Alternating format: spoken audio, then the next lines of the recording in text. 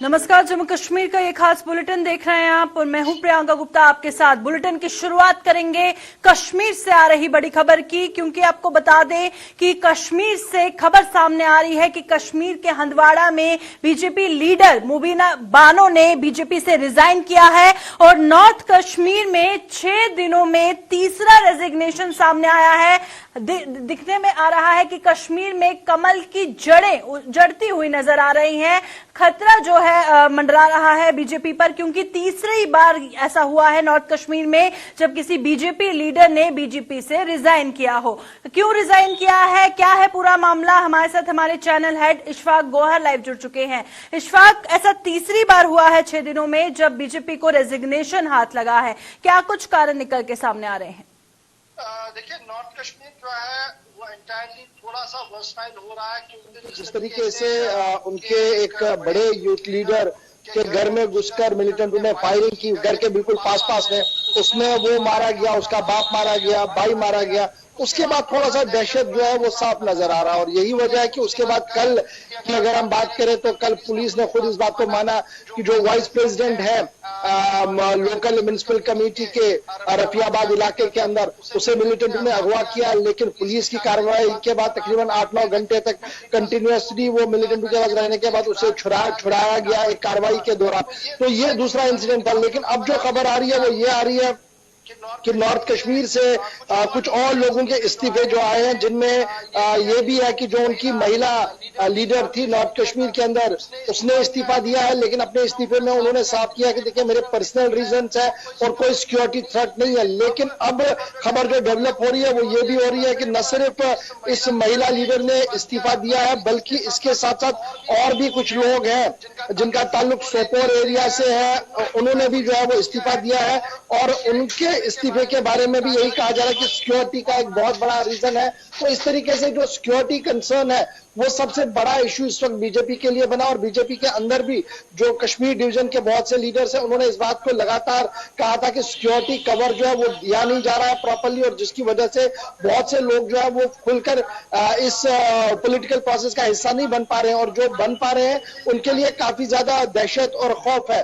तो ये इस वक्त की सिचुएशन है जो इस वक्त नॉर्थ कश्मीर से उभर कर सामने आ रही है। एक महिला लीडर और उसके साथ साथ एक और लीडर भी है जिन्होंने इस्तीफा दिया है।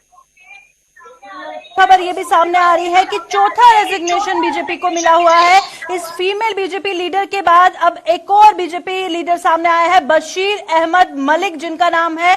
उन्होंने भी बीजेपी से इस्तीफा दे दिया है। चौथी बार ऐसा हुआ है नॉर्थ कश्मीर से पिछले कुछ दिनों में जब चौथा इस्तीफा सामने आया है। क्या कुछ जानकारी और सामने आ रही है? देखिए प्रियंका, मैंने पहले ही कहा था इस महिला के साथ साथ एक और बीजेपी लीडर ने इस्तीफा दिया जिसका अब आप जिक्र कर रहे हैं। उन्होंने भी अगर खुलकर कोई बात नहीं कही है, लेकिन ज्यादा टाइम उन्हें ज्वाइन करते हुए नहीं हुआ। दिसंबर के महीने में उन्होंने बीजेपी को ज्वाइन किया था और उसके बाद उन्हें इंचार्ज भी बनाया गया था और काफी ज्यादा एक्टिव वो माने जा रहे थे, बीजेपी के वर्कर के तौर पर वहां पर थे।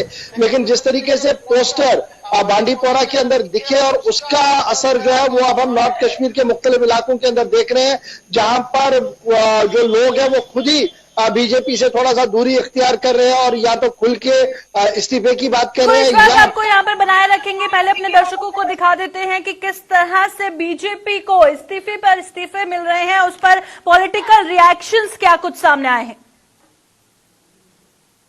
हालात हैं, उस कारण से, एक डर के कारण से हमारे कार्यकर्ताओं ने इस्तीफा दिया और एक तरफ स्टेट गवर्नमेंट यूटी की सरकार जो एडमिनिस्ट्रेशन है वो एक्टिव वर्कर्स की सिक्योरिटी वापस ले रही है और जिन लोगों को वहां पर सिक्योरिटी प्रोवाइड की जानी चाहिए वहां पर सिक्योरिटी प्रोवाइड नहीं की जा रही।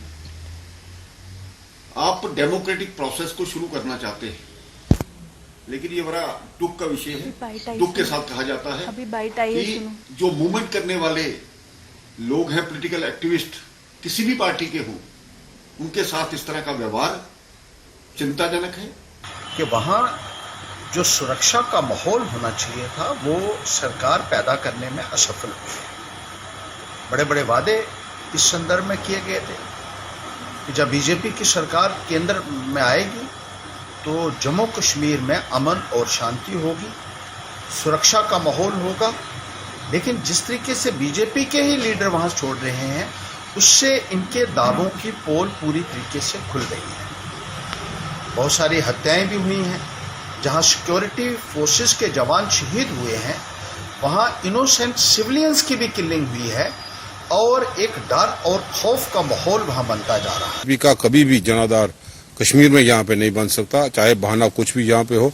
और हम समझते हैं कि आज जिस ढंग से दुर्भाग्यपूर्ण वारदात यहाँ पे हुई कि बारी की हत्या यहाँ पे की गई, उसके परिवार के बाकी सदस्य भी यहाँ पे चले गए और दहशत का माहौल यहाँ पे है, लेकिन उसके पास 10 बॉडीगार्ड होने के बावजूद भी ऐसी वारदात यहाँ पे हुई जिसमें लोगों में दहशत यहाँ पे है। लेकिन उसके पहले कांग्रेस के 2 सरपंच मारे गए, चाहे पीर शफी साहब हो जो अनंतनाग डूरू के इलाके के रहने वाले थे, वो भी सरपंच थे, जो बैक टू विलेज के माध्यम से उनकी हत्या यहाँ पे हुई।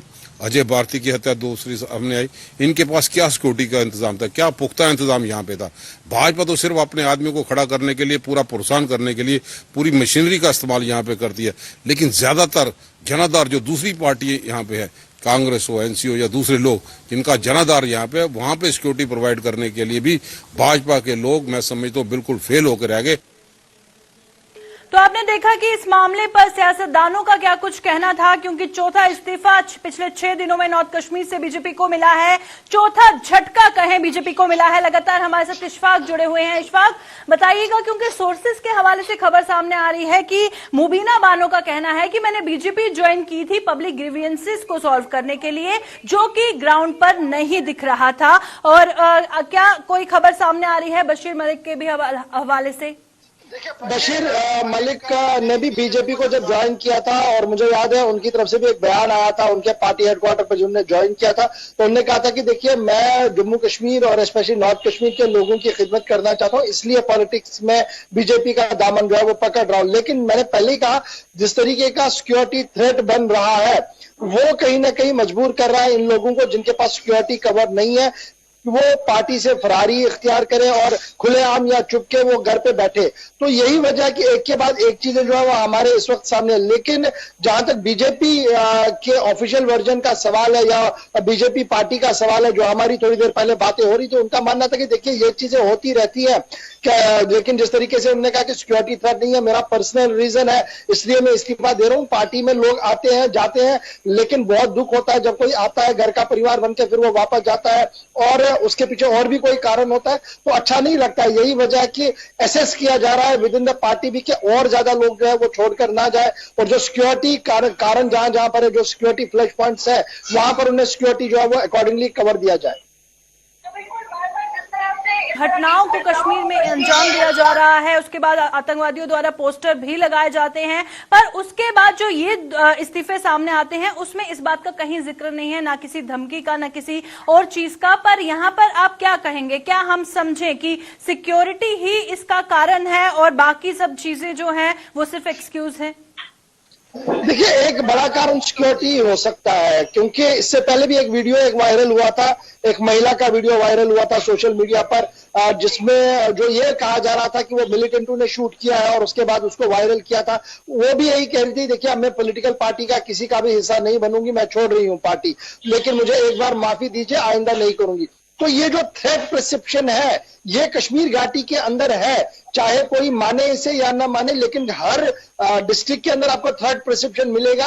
और स्पेशली जब नॉर्थ कश्मीर की आप बात करेंगे, जैसे खुद आर्मी इंटेलिजेंस और पुलिस इंटेलिजेंस बता रहे हैं कि कुछ लोग एक्टिव है और उनके स्लीपर सेल्स हैं, और ये एक्टिव और स्लीपर सेल जब मिलते हैं तो वो सॉफ्ट टारगेट्स को चुनते हैं, ताकि एक क्लियर और वाइब्रेंट मैसेज जो है वो उन लोगों के जाए जो political process, main stream political process को चलाना चाहते हैं। तो जरूर एक डर, एक खौफ की वजह से अभी ये लोग जो है वो इस्तीफा दे रहे हैं। मुझे याद है 1996 में जब फारूक अब्दुल्ला ने हुकूमत बनाई थी, तो उसके बाद मिलिटेंट्स ने टारगेट किलिंग शुरू कर दी थी नेशनल कॉन्फ्रेंस के वर्करों की, एक के बाद एक वर्कर मारा गया था। तो उस वक्त भी इसी तरीके का माहौल था, अखबारों का इस्तेमाल होता था, और आज तो सोशल मीडिया बहुत ज्यादा है, उन दिनों प्रिंट मीडिया का इस्तेमाल होता था, और हर एक अखबार पर आप 10-10, 12-12 लोगों के इस्तीफे देख सकते थे कि देखिए, हमने पार्टी छोड़ दी है। नेशनल कॉन्फ्रेंस खत्म नहीं हुई, नेशनल कॉन्फ्रेंस 96 के बाद भी चुनाव लड़े, जीते भी और हारे भी, और यही सिलसिला मुझे लगता है अभी बीजेपी के साथ है। बीजेपी सेंटर के अंदर पावर में है, स्टेट के अंदर वो पावर में रही है, कुछ लोग उस वजह से भी गए, और अब जो सिचुएशन बनी है, इसमें कुछ लोग जाएंगे, कुछ लोग आएंगे, और लेकिन ये सिस्टम जो उठाया अब ये चलता रहेगा। मुझे इस तरीके का अभी अनुमान लग रहा है। बहुत बहुत शुक्रिया इशफाक, तमाम जानकारी हम तक पहुंचाने के लिए। लगातार इशफाक गोहर हमारे साथ हमारे चैनल हेड बने हुए थे और हम आपको बता रहे हैं इस वक्त की बड़ी खबर से हम आपको रूबरू करवा रहे हैं जो हंदवाड़ा से आ रही है। आपको बता दें हंदवाड़ा में बीजेपी लीडर मुबीना बानो का इस्तीफा अभी सामने ही आया था कि एक और इस्तीफा सामने आ गया। आपको बता दें बशीर अहमद मलिक ने भी बीजेपी पार्टी से रिजाइन कर दिया है और ये चौथा इस्तीफा नॉर्थ कश्मीर से सामने आया है पिछले केवल 6 दिनों में। पिछले महीने भाजपा में शामिल होने वाली कार्यकर्ता ने पार्टी छोड़ दी और उसके बाद बशीर अहमद मलिक ने पार्टी छोड़ दी और लगातार जिस तरह से बीजेपी को गुड बाय पे गुड बाय मिल रहे हैं, इसका नुकसान कितना होगा ये तो आने वाला वक्त ही बताएगा। कश्मीर घाटी में कोरोना वायरस से 6 और मौतों के साथ ही जम्मू कश्मीर में इस महामारी से मरने वालों की संख्या अब 216 पहुंच चुकी है। आज एक के बाद एक 6 मौतों से प्रशासन भी सकते में आ गया है।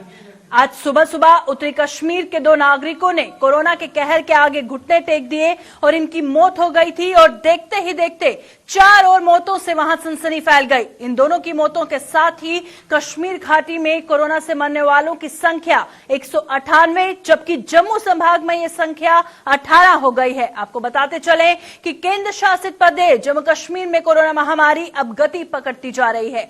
कश्मीर घाटी में जहां कोरोना भारी तबाही मचा रहा है तो वहीं जम्मू सूबे में भी अब कुछ मामले सामने आने लगे हैं। हालांकि गनीमत यह है कि कश्मीर घाटी जैसा कहर जम्मू संभाग के जिलों में देखने को नहीं मिल रहा।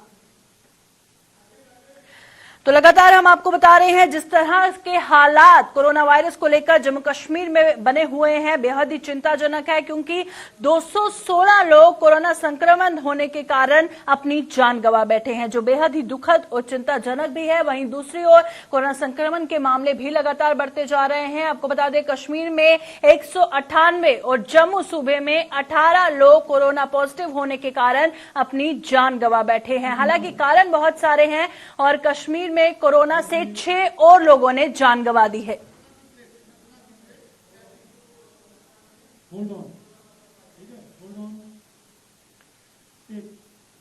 तो चलिए अब बढ़ते हैं आगे, क्योंकि पहले भी जिस तरह से हमने आपको बताया था कि अगर हम बात करें अनंतनाग जेल की तो वहां पर परिवार वालों का आरोप था कि कोरोना से बचने के लिए वहां पे तमाम इंतजाम नहीं किए गए हैं। और इस वक्त बड़ी खबर अनंतनाग जेल से आ रही है कि अनंतनाग जेल में कोरोना की एंट्री हो चुकी है। और अब अगर अनंतनाग जेल की हम बात करें तो जिस तरह से 45 और कैदी कोरोना की चपेट में आ चुके हैं। पहले भी कुछ कैदी कोरोना की चपेट में आए थे, अब कोरोना से 45 और कैदी संक्रमित हो गए हैं।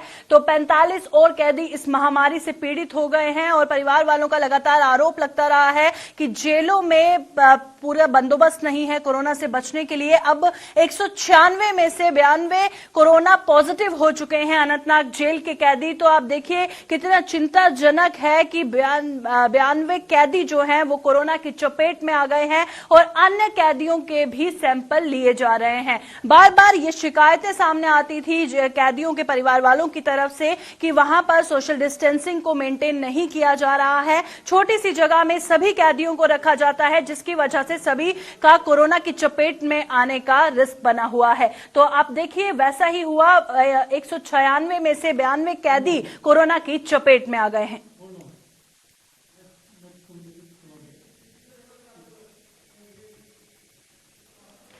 जम्मू शहर के तालाब टिल्लो और गोल गुजराल के साथ साथ इनके साथ लगते इलाकों में कोरोना पॉजिटिव मामले पाए जाने पर प्रशासन ने इन सभी इलाकों में सख्ती बढ़ा दी है। आज सुबह से यहां पुलिस ने तारबंदी कर सभी रास्ते सील कर दिए और घरों से बाहर निकलने वाले लोगों को वापस लौटाना शुरू कर दिया। यहां तक कि दफ्तरों में काम करने वाले लोगों को भी पुलिस की सख्ती का शिकार होना पड़ा। इन सभी इलाकों में जरूरी सेवाओं को छोड़कर अन्य दुकानें पूरी तरह से बंद करवा दी गई। गोल गुजराल में कोरोना मरीज की मौत के बाद इसके साथ सटे उदेवाला इलाके में स्थित एक बैंक का कर्मचारी भी बुधवार को कोरोना पॉजिटिव पाया गया था और बताया जा रहा है कि गोल गुजराल का शख्स मौत से पहले किसी काम से इस बैंक में गया था। फिलहाल ये सभी इलाके अगले आदेश तक कंटेनमेंट जोन घोषित कर दिए गए हैं।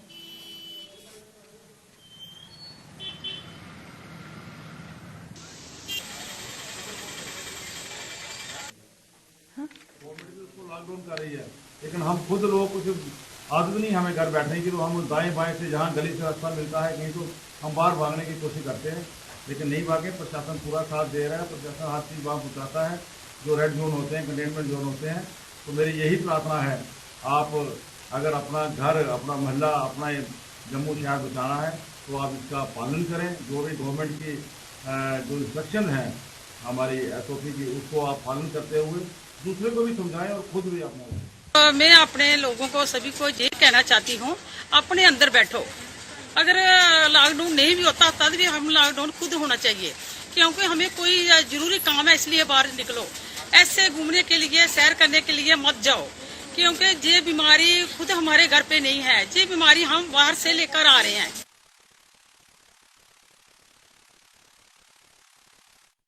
पर दोहरा मापदंड अपनाने का आरोप लगाते हुए पैंथर्स पार्टी ने जम्मू में आज विरोध प्रदर्शन करते हुए भाजपा का पुतला फूंका।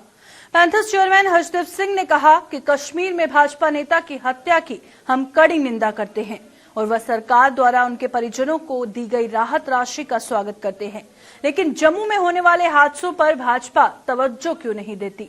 उन्होंने कहा कि सियोजदार क्षेत्र में शिवराज की हुई हत्या को लेकर राहत राशि तो दूर, भाजपा का एक नेता भी उसके घर तक नहीं पहुंचा। भाजपा का ये दोहरा मापदंड निंदनीय है। बंद करो, बंद करो, बंद करो। शिवराज के परिजनों को 30 लाख का मुआवजा। दिल्ली की पूरी सरकार वहां पहुंची, 10 लाख रुपए उनके परिजनों को दिए, फिर सरकार ने यहाँ 20 लाख रुपया और उनको दिया, कुल मिला के 30 लाख रुपया उनके परिजनों को दिया गया, जिसका हम स्वागत करते हैं। लेकिन जम्मू प्रांत में जब ऐसे हादसे होते हैं तो उसकी तरफ बीजेपी की तवज्जो क्यों नहीं जाती है, उनसे पूछना चाहते हैं। 2 महीने पहले हमारे डुड्डू बसंतगढ़ इलाके में जो मिलिटेंसी का हब रहा है और कई मिलिटेंसी के दौरान वहां मौतें हुई हैं, और आज भी सियोजदार का इलाका है जो वो एक हब है वहां मिलिटेंसी का, वहां शिवराज जी का निर्मम कत्ल किया गया। और जिन लोगों ने कत्ल किया वो बाहर के नोमैड्स थे जिनका लिंक मिलिटेंट्स के साथ बताया जाता है, लेकिन ना ही बीजेपी का कोई नेता शिवराज जी के घर तक पहुंच पाया और ना ही उनके परिजनों को एक फूटी कौड़ी भी सरकार द्वारा दी गई, जिसकी हम कड़ी मजम्मत करते हैं और सरकार से ये कहना चाहते हैं कि ये दोहरे मापदंड जो बीजेपी के हैं ये बहुत ही निंदनीय हैं। तो बताओ। डिलिमिटेशन सहित अन्य मुद्दों को लेकर आज जम्मू में बहुजन समाज पार्टी ने प्रदर्शन किया। प्रदर्शन अगुवाई कर रहे पार्टी के प्रदेश अध्यक्ष सोमराज मजोत्रा ने सरकार से जम्मू कश्मीर में डिलिमिटेशन करवाने के साथ साथ होमगार्ड्स की समस्याओं को पूरा करने की मांग की। इसके बाद इन लोगों ने जम्मू के डिवकॉम को एक ज्ञापन भी सौंपा।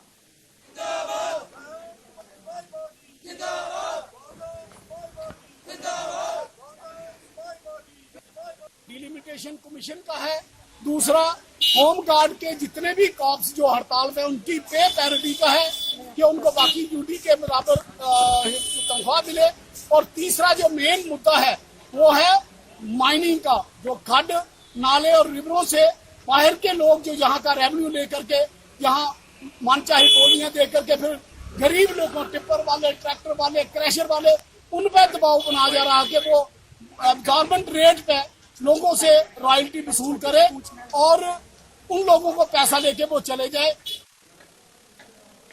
कोरोना काल में लोगों को मंजिल तक पहुंचाने में अपनी विशेष भूमिका निभा रहे एसआरटीसी के चालकों व कंडक्टरों ने वेतन न मिलने के विरोध में आज प्रदर्शन करना पड़ा।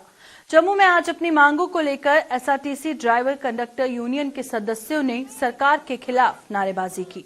यूनियन के अध्यक्ष ने बताया कि कोरोना महामारी के इस दौर में हम लगातार लोगों को उनकी मंजिलों तक पहुंचा रहे हैं, बावजूद इसके हमें पिछले 4 महीनों से वेतन नहीं दिया गया। उन्होंने चक्का जाम की चेतावनी देते हुए कहा कि अगर उन्हें वेतन ना मिला तो वो आने वाले दिनों में सड़कों पर उतरने को मजबूर हो जाएंगे।